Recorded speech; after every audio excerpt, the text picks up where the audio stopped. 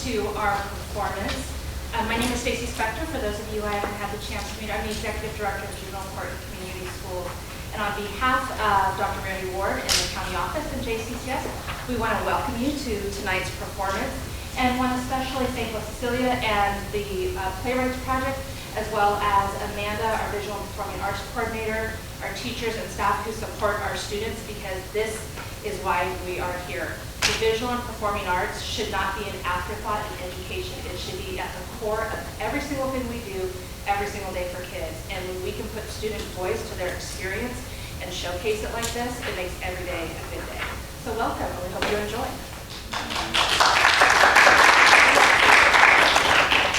I don't think I can add anything to that. That was incredible. Wonderful words of wisdom.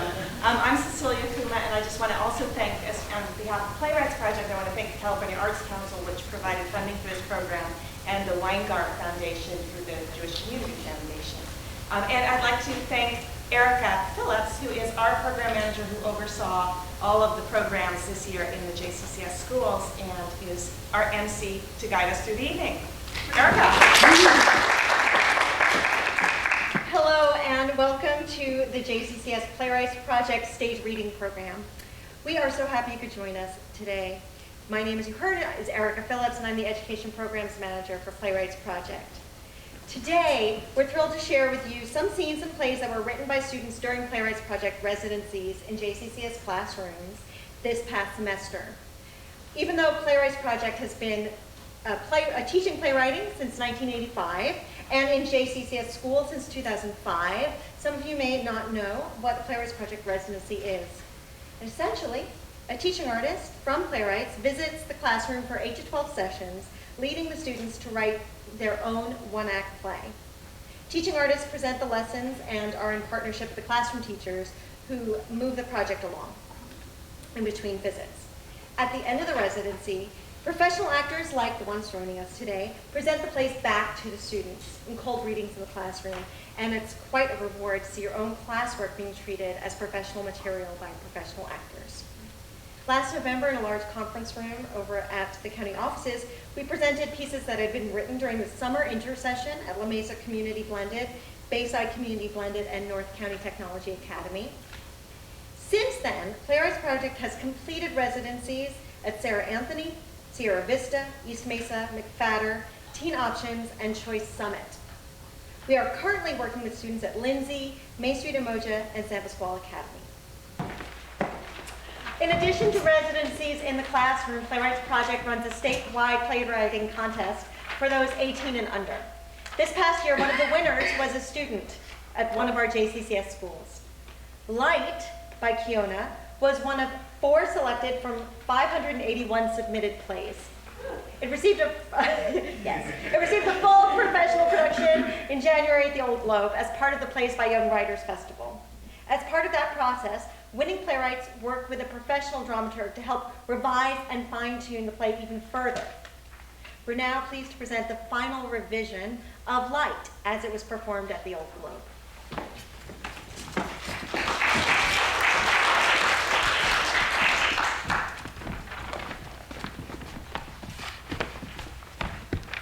Light by Kiona. Scene 1. The characters are Danielle, 15 years old, dark skin, African American. Kaylin, 12 years old, light skin, African American. Grandma, 55 years old, Irish and African American. William, 17 years old, light skin, African American. Dalen, 18 years old, light skin, African American. And Miss Bet, 30 years old, African American, light skin. The setting is an apartment in East San Diego. 2 couches, table in the kitchen. It is January 2008. At Rise, Grandma sits in the living room organizing clothes to take to the laundromat. Kaylin sits on the couch reading a book. Danielle and William are in their rooms. It's 1 p.m. Why hasn't anybody washed those dishes? All I do is clean up after you kids. Get in here, Danielle. I'll do it, Grandma. I'm No, sorry, you don't. I forgot. Danielle, get in here. You're gonna have to stay behind and clean the house while Kaylin and I go to the laundromat. I work all week and I come home to a mess. I should be able to depend on you more. Why can't I just go with you guys? Because I said so. Now get to it. Hey, Grandma, can I go? I'd like to go to the video game store. It's a New Year's sale. Everything is half off, and it's right across the street from the mat. Oh, leave me alone, I guess. We'll have to grab food on our way back. It's gonna be late by the time we get home, and I'm gonna be too tired to cook. Why can't Danielle come? She was going to help wash the clothes. Yeah, I can be a big help and there's lots of clothes. Plus, I'm hungry. Lord knows you don't need to be out in the sun. You're already overbaked. We don't need the extra help. And honestly, I don't have the patience to deal with you today. You'll be a bigger help if you stay home and clean the house. You is kind, you is smart, you is important. Caleb, come on and get dressed. You still standing there? Tired of looking at your face. Get cleaning. Okay. I heard you the first time. Jesus. What did you say? You don't take God's name in vain. You should think about what you say or God will punish you. It seems he already has. Caleb, come on. Hey, don't worry about what William said. He's a moron. Yeah, I know. Listen, I need to talk to you before you go. Okay, but hurry. I don't want her to yell at you. Okay, well, I was just wondering if you could talk to Grandma for me. Talk to her about what? Talk to her about the way she treats me. Don't you see it, Kaylin? She treats me like a leper. You and William always get to go out, and I'm stuck in the house cleaning. Don't you see what's going on? When you look at me, what do you see? You're different. Exactly, and that's how I'm treated. What, she thinks I'm so dark that I'm supposed to be stuck in the house all the time? She hates me, Kaylin. And I don't know how much more of this I can take. If something doesn't change, I'm going to leave. No, I don't want you to leave. I'll talk to her. But I doubt that's why she treats you the way she does. Maybe not, but I can't keep ignoring her attitude towards me. Please talk to her. I can't live like this anymore. All right, just don't leave. Okay, thanks. Well, I have to go. I'll bring you some food back if you want. Nah, it's okay. There's food in the fridge. I'll find something. Just don't have too much fun without me, okay? Okay, I'll try. Scene 2. Setting, 30 minutes later on the steps outside the apartment building. At Rise, Dalen is sitting on the apartment steps. Cars are passing by on the street.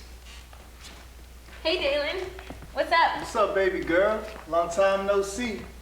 Graham's got you cleaning the house again? Yeah, she's a drag. Always bossing me around and stuff. I know William and Caitlin are not disabled. She took them out again and insisted I stay home and mop up the floor. Hey, you won't have to worry about that. You just chill here with me. Jesus, I would hate to be you. Don't use God's name in vain. He'll punish you. Yo, Graham's tell you that? If so, tell her she can kiss my ass. You better watch your mouth. She is my grandma, you know. Yeah, but she don't act like it.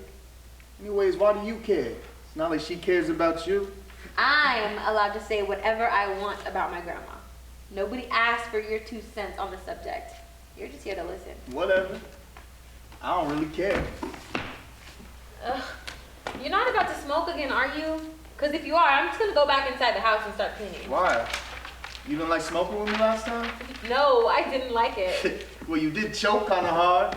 You acted like it was your first time smoking or something. It was my first time, and I don't plan on ever doing it again. It's a disgusting habit, honestly. That's funny. You'll get used to it if you want to hang around me. What? Think you're too good for this? Remember, I'm one of the only people who actually wants to hang out with you. You're lucky I even pay attention to you. Excuse me? I don't need you. Who do you think you are disrespecting me? Hey, you know I was just playing with you. You're my girl, I'm sorry. You know how easy it is to get me mad. You are always pushing my buttons. I'm sorry. I didn't mean to. I promise I won't do it again. Can you please let my arm go? You're hurting me. That's my girl. I accept your apology. Just don't do it anymore. And you want to try this again? Okay. I'll try it. Scene 3. Setting, the apartment kitchen. February 2008. The kitchen is messy and the sink is full of dirty dishes. At Rise, Danielle is washing the dishes in the sink. The sun is setting outside the kitchen window. It is 6:30 p.m.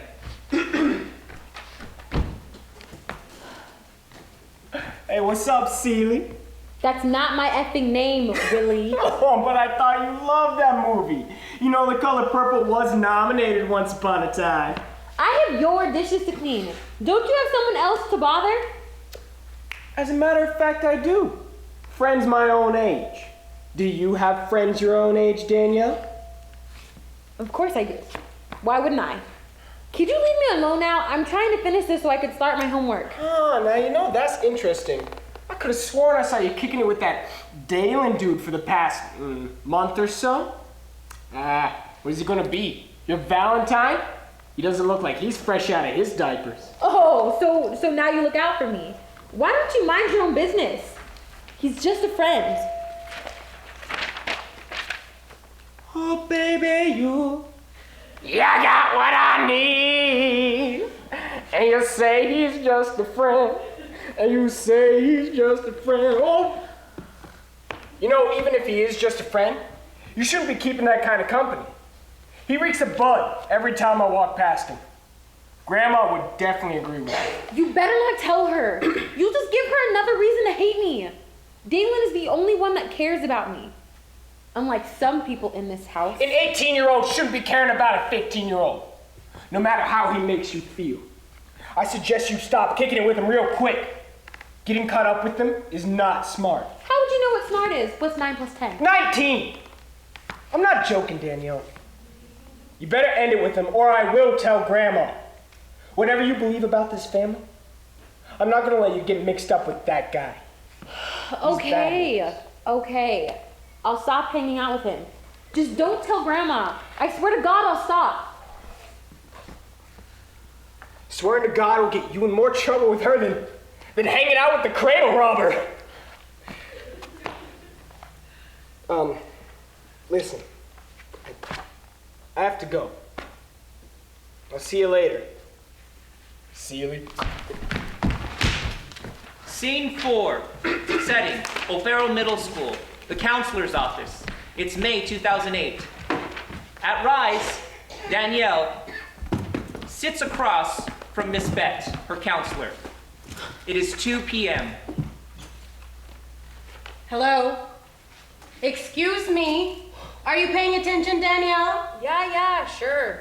I'm listening. It's not like I haven't heard this 50,000 times. Oh dear. You must have a problem then. If you've heard this 50,000 times and haven't truly listened, then you might just have a hearing disability. Hearing disability. All right, you have my full attention. 1 week suspension, blah, blah, blah. I can go to juvie, blah, blah, blah. Okay. I guess you've got it all in a nutshell, huh? You don't heed any of my warnings. This is the second time you've been caught with weed, and let me guess, you were just holding it for a friend? Last time I heard, friends look out for each other and don't flush each other down the toilet.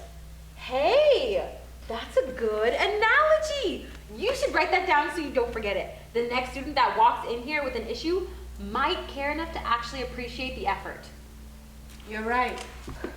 Most of the students that come through my office come for guidance and help. You don't seem to want any. I never asked for your What was that? I said I never asked for your help. The principal already gave me my punishment, so why am I here? It's not like you care. See, that's where you're wrong. I do care.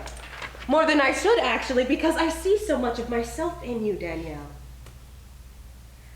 These past 2 months, you've changed. You stopped hanging out with your best friend, Imani. Your grades have gone down. You've been ditching Mrs. Ramirez's class every day for the past month. I just want to know what's going on. Maybe we can find a way to help you with whatever problems you're going through. Man, you wouldn't be able to relate to me even if you wanted to. You have no idea what it's like to be singled out by your own family. Every day it's the same thing. My grandma gives me the cold shoulder, my brother torments me and claims it's love, and my little sister Kaylin, well, I know she cares, but As far as understanding me, she hasn't even come close to being in my shoes. And then there's you, sitting here and telling me that you can relate with all my struggles. You're light, bright, damn near white. You have no idea what it's like. Like everything else, you seem to have it all figured out.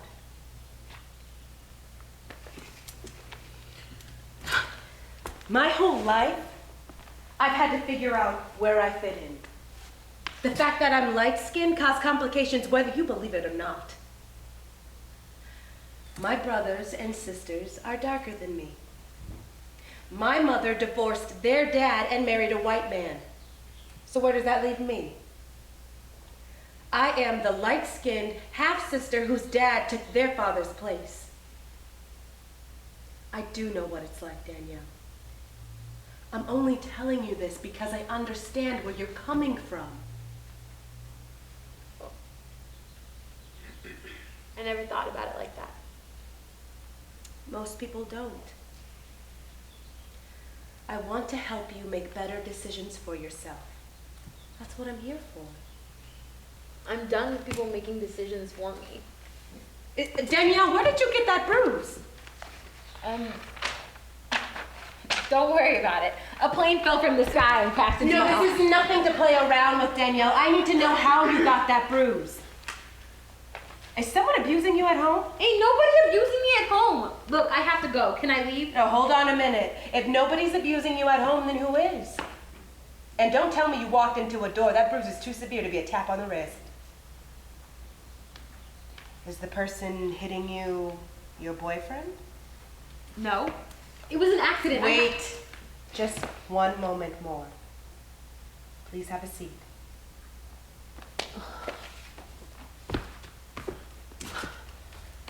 I'm trying to help you here.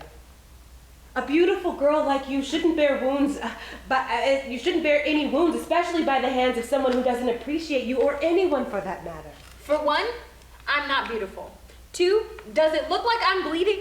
I told you it was an accident.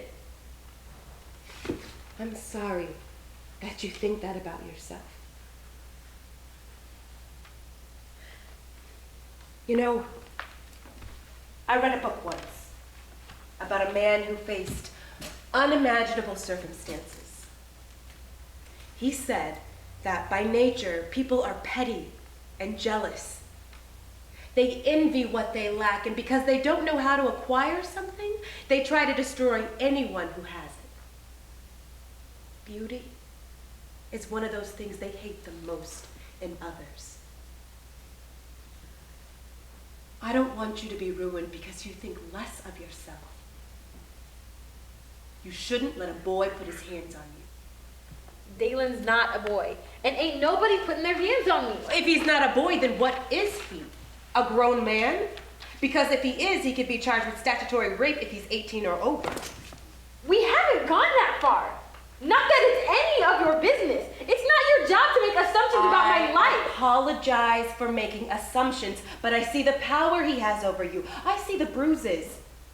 I jump to conclusions because of how much you've Like changed. I said, it's not your job.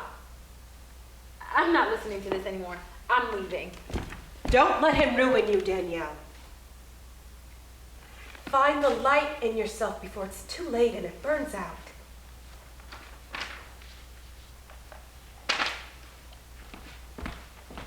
Scene 5. Setting. The stairs outside the apartment building. May 2008. At Rise, Dalen is smoking a blunt and Danielle is sitting with him. It's 5 p.m. I can't wait till we get out of here. Just you and me out on the road like Bonnie and Clyde. Let the world chase us. Where you want to go first? LA, Las Vegas, or Arizona? What the hell is in Arizona? It's May right now. It's probably hot and dry. Life. That's what's in Arizona. Can we ever have a conversation when you're not high? And I told you I have to think about going with you. I can't just up and leave. What? Your brother still spying on us? And what's there to think about? You got me, and you got me. That's all you need, baby, and you'll be set for life.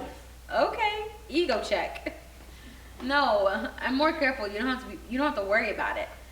Anyways, I can't leave Kaylin behind. And plus, I think you forgot I'm still a minor. If you take me across state lines without parental consent, it's considered a federal offense. Don't start acting brand new. Just bring the girl with us. Besides, I can use some company around when you're not anyways. I mean, you're all right for a dark-skinned girl, but she's a pretty light-skinned. What is wrong with my skin color? I get it from you, I get it from Grandma. What's wrong with me? Am I ugly to you, Dalen? Is that it? Oh, I never said that. She's just better. You know, light skin, long hair, don't care. She would just look better sitting next to me, that's all. Speak of the devil. Danielle, are you going to come into the house? Grandma's looking for you. I would hurry if I were you. She seems kind of off today. Hey, what's the rush? You can chill with us. You can even sit in my lap if you want. What the? Are you out of your doped mind? You keep your hands off my sister. I would never bring my sister around you even if it killed me first. You really are a sick creep. Where you think you're going? You don't walk away from me or talk to me like that. Now apologize. No, I won't apologize. Not this time. We're over. Trick, we ain't over. Now apologize before I lose my temper and have to check your disrespectful behind. No, I'm serious. We're done. I deserve better because I am better. I refuse to be your pet. You can't take advantage of me anymore. All you've done is manipulate me and pull me farther away from my family than I already am. I won't let you ruin me. Let's see you try to get a girl your own age, or better yet, a woman.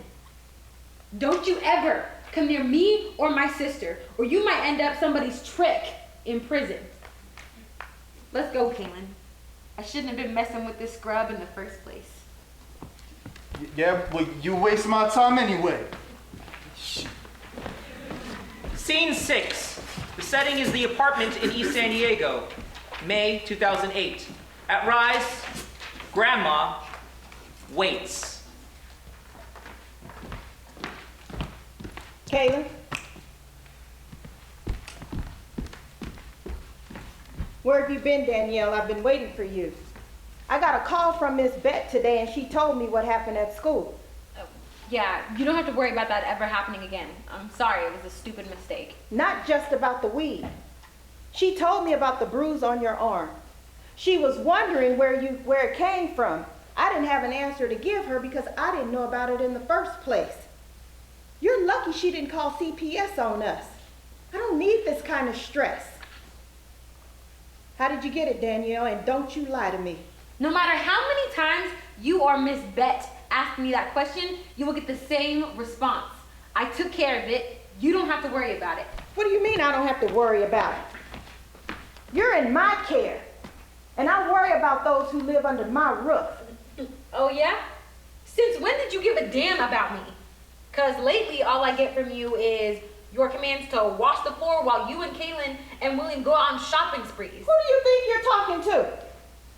You better watch your mouth when you speak to me. I'm the adult here. Now I have something to discuss with you.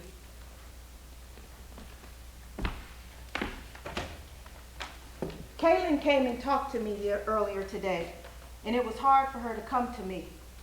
She explained to me how you feel about the way I act towards you, and I think it's time we had a serious talk. Is this talk gonna be about what kind of bleach to use on the toilet? Because I'm not in the mood right now, to be completely honest with you. No, it's not, Danielle. Now, I need you to be serious right now and be quiet. I've been trying to put off this conversation for as long as I possibly could, but I can't hide the pain like I have been doing for the past 15 years. You're starting to look more and more like him. I just don't want you to think that I hate you because I don't. Starting to look like who? Him? Are you saying I'm starting to look like a man? Because I've been called a lot of things, but a man? Never thought the day would come. What do you mean you don't hate me? No, you don't look like a man. You're starting to look like your father. So? Caitlin and William look like their dads. What does it have to do with anything? You're really starting to weird me out, Grandma. That's just it. I'm not your grandma. What are you talking about? I'm your mother. What? I thought you might be too young for this, and I never intended to tell you. Never intended to tell me what? For what it's worth, my daughter did the best she could. Nyla was a beautiful girl. She had big dreams. She had plans of making them come true. Her biggest fault was that she got caught up with the wrong kind of men. Why are you telling me this? Just tell me how you're my mother. I will. Just wait. She was dating this guy she met in one of her art classes at the community college. He was a nice enough guy, but something wasn't right about him. I just couldn't put my finger on it.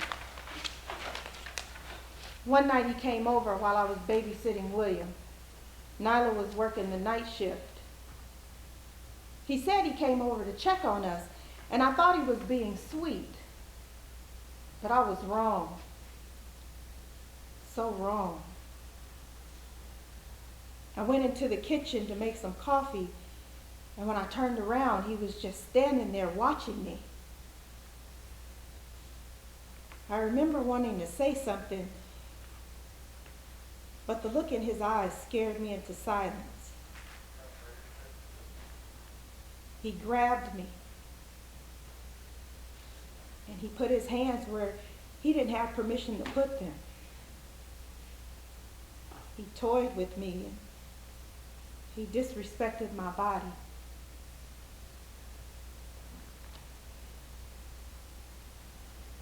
He raped me. After I told Nyla what happened, she blamed herself. She wanted me to end the pregnancy, but I couldn't. She stopped going to school and got involved with the wrong people. She got strung out on heroin, and in the middle of all this, she got pregnant with Caleb. But she kept taking drugs until she was numb. She let it kill her. I could have helped her when I saw her spiraling out of control, but I was so wrapped up in trying to forget what happened. Why did you even keep me? Because God wanted it that way.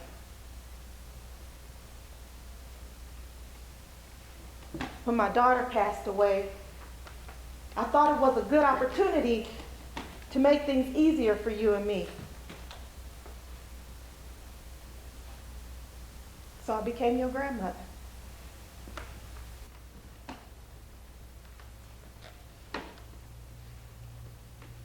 I'm sorry for the way I've treated you. None of this is your fault. I want to make everything better. I don't know how yet, but I'm going to try.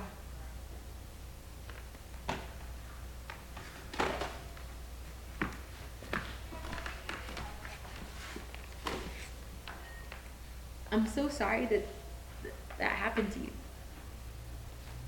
So, you don't hate me because I'm darker than you? You hate me because of my father. That makes sense.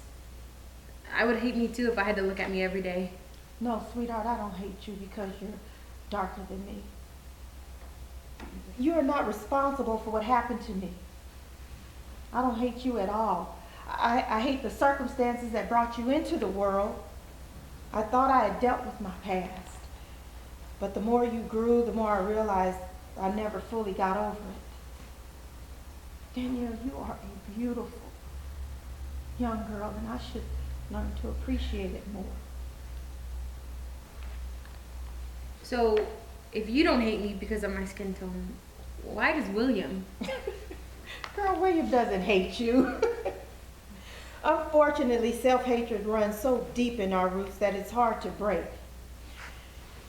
I remember my grandmother telling me about how black folks would separate each other out based off of a brown paper bag test. If you were a shade lighter than the bag, then you were considered superior to those who were darker. I remember trying it myself. I didn't pass, but it never really mattered to me. This mentality has been passed down for generations. Even though we belong to the same ethnic group, everybody's always trying to one-up each other based off of skin color, and all it creates is issues. We should empower each other, but everything doesn't always work out that way. And besides, older brothers, they are a nuisance regardless of your skin tone. And William, he's a moron.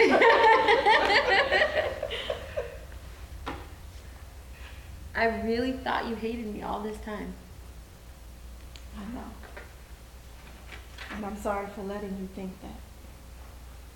Things are going to be different now, I promise.